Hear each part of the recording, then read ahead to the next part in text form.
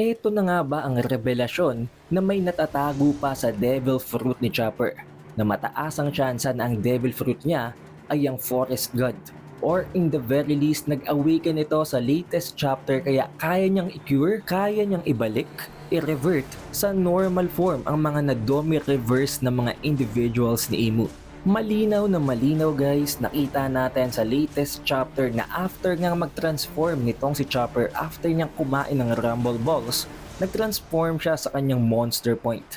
Sinapak niya ang isa sa mga Domi Reverse na giants at bumalik ito sa kanyang normal form.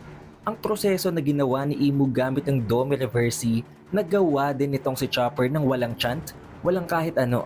Sa simpleng pagsapak niya sa Domi Reverse na giants ay umikot ito, nag-turn at kusang bumalik sa kanyang normal giant form. Lahat sila sa scene na yon ay namangha at nasurpresa sa nangyari.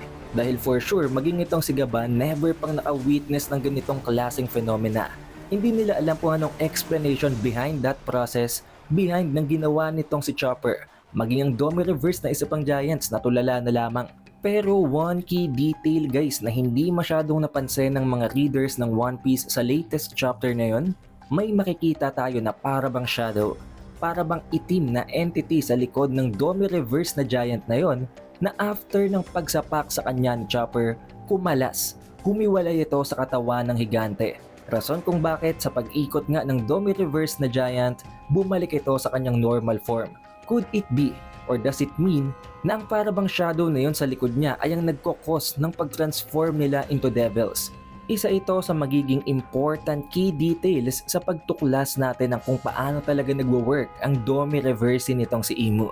Pero kung totoo na kayang-kaya itong gawin ni Chopper, sa simpleng paghampas, sa simpleng atake niya ay kaya niyang ibalik sa normal ang mga Domi Reverse na kahit na sinong kinonvert ni Imu, magiging napakalaki niyang threat para dito. Magsisilbi siyang isang literal na full counter para sa Domi Reversi, ang pinakamadayang ability ni Imu.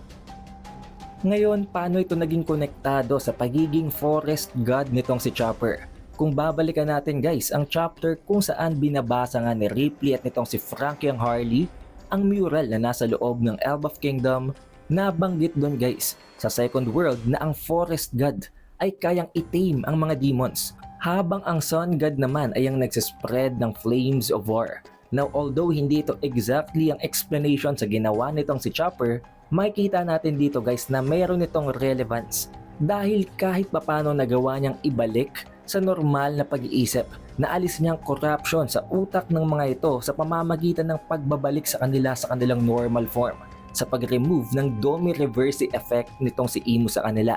From here on, maiintindihan na natin guys na ang apat na binanggit na mga gods sa loob ng One Piece verse ay magiging importanteng factor para talunin itong si Imu. Ang Sun God Nika, ang Forest God, ang Rain God at ang Earth God, na actually ngayon hindi pa talaga natin alam kung sino-sino. Tanging itong si Luffy pa lamang ang nako-confirm bilang ang Sun God Nika. Pero kung ako ang tatanungin, ang Rain God ay possibly itong si Monkey D. Dragon. We already have a video for that, pero hindi na natin yan tatalakayin dito. Kung gusto nyo yung mapanood, hanapin nyo na lang dyan sa playlist natin ng One Piece Reviews. Pangalawa, possible lang Earth God ay itong si Nidhogg, dahil knowing na siya nga isa sa pinakamalakas na individual sa loob ng verse at nakatali siya sa underworld. At pangatlo naman ay ang Forest God, na ngayon nga ay tinutukoy natin na maaaring ito si Chopper, basing sa ability ng Forest God mula sa second world, at makikita din natin guys bilang isang clue na noon nang pinuntahan nga nila ang Elbaf Kingdom ay kinuha sila ni Rodo. At makikita natin doon na ini-imitate niya ang Sun God. Pero hindi niya naman kinokopya ang itsura ng Sun God Nika.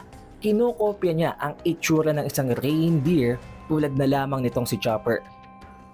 Kung itong si Loki, pinipilit na siya ang Sun God pero hindi naman talaga siya yon. Kung hindi, siya ang nagsisilbing panibagong War God ng Elbaf, ang God of War na nakalaban noon ng Sun God.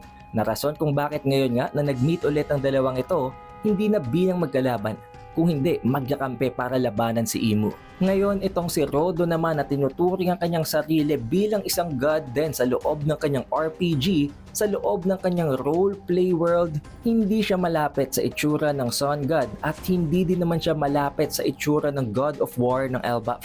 Kung hindi, pinakamalapit pa nga siya sa itsura nitong si Chopper. Although this might not imply anything, pero kung iisipin natin na isa itong foreshadowing na hilig gawin ni Oda, merong tsansa na meron talaga itong connection. At kung natatandaan nyo pa guys, merong dalawang devil fruit na tinatangkang hanapin at ma-acquire itong si Rox. And for sure ang isa dito na confirmed na indirectly ay ang devil fruit mula dito sa Elbaf Kingdom, ang Nidhogg Devil Fruit. Dahil alam naman natin guys, tulad ng binanggit ni Rox, makukuha at mamamaximize lang daw nila ang potensyal ng devil fruit na ito kung makakain ito ni Harald, na nai-explain naman sa chapter 1175 na totoo ito at nakadepende ang magiging full Zoan form size ng Black Dragon na si Nidhogg sa kung anong normal and original form size ng kakain nito. Kaya nga ang pinaka magiging malaking transformation nito ay kung ang makakakain nito isang pure ancient giant warrior blooded. At pangalawa ang iniisip natin before na ito ay yung Sun God Nika fruit, pero mataas ang tsansa na kung totoo na itong forest fruit ay kayang i-reverse, kayang i-nullify ang Domi reverse ni Imu, chances are hindi ang Sun God Nika fruit ang hinahanap nitong sila Rox, kung hindi ang forest god devil fruit. Therefore, mawawala ng kwenta ang Domi reverse ni Imu. Dahil imagine kung ang pinaka-basic na sapak, pinaka-basic na atake mula sa Forest God ay kayang i-nullify ang Domi reverse niya, literal na counter talaga siya kontra dito. This could also be the reason kung bakit bago pa man lamang makapunta ang mga Straw Hat sa Drum Island, nauna na dong pumunta itong sila Blackbeard. Maaring ang target nila dito ay ang devil fruit nitong si Chopper. Kung totoo nga din guys ang ating theory na possibly hanggang ngayon ay nabubuhay pa rin ang memories at ang consciousness nitong si Rox sa loob ng kanyang anak na si Teach, na rason kung bakit meron nga siyang multiple personalities at kaya din niyang kumain ng multiple devil fruits, maaaring gamit ang memories nitong si Rox ay naisip at natuklasan din nitong si Blackbeard na ang isa sa pinakamadaya, ang isa sa pinaka-counter na devil fruit kontra kay Imu na tumalo sa kanyang tatay ay matatagpuan sa Drum Island. At yun na yung devil fruit nitong si Chopper. Not to mention guys, basic Hito Hitonomi ang pangalan ng devil fruit ni Chopper. Among all the other Hito Hitonomi devil fruit users guys, lahat sila mga mythical Zoan. Tulad na lamang nitong si Luffy na may Sun God Nika model, ang Daibutsu or ang Buddha model nitong si Sengoku, at ang Onyudo ni Onimaru. Tanging itong si Chopper lang talaga guys ang basic Hito Hitonomi na walang model. Na what if eventually matulad siya dito kay Luffy, na unti-unti hindi natin inaasahan na meron palang natatagong kakaibang devil fruits mula sa Gomu Gomu no Mi. Maaring iyon ay ang Forest God Revelation. Or in the very least, kung hindi nga totoong Forest God ang devil fruit nitong si Chopper, siguradong may na-awaken siya na something sa kanyang devil fruit.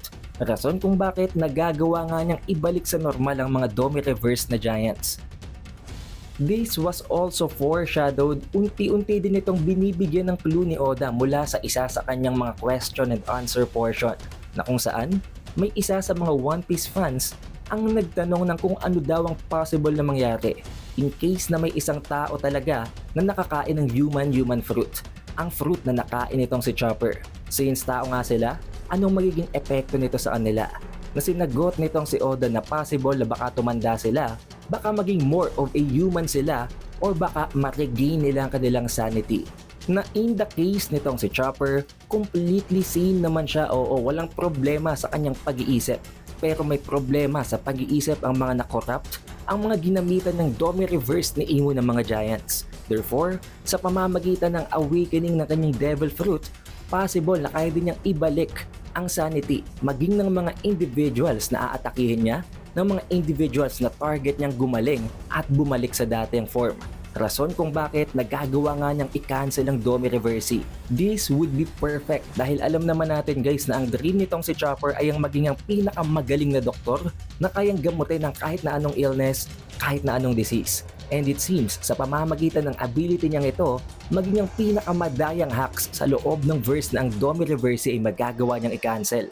But what do you guys think of this theory? May chance ba na mangyari talaga ito? O para sa inyo, malabo ba ang ating theory na to? Ilagay nyo lang inyong opinion sa comment section below. And don't forget guys, bukas na bukas, Tuesday ay mai-release na natin ang spoilers para sa One Piece Chapter 1178. Kaya naman para masigurado nyo na mano-notify kayo agad once na ma-release na natin ang spoilers, siguraduhin nyo lang na naka-like, naka-subscribe at na-ring nyo ng bell button. It is The Updated Weeb and I will see you guys on the next one.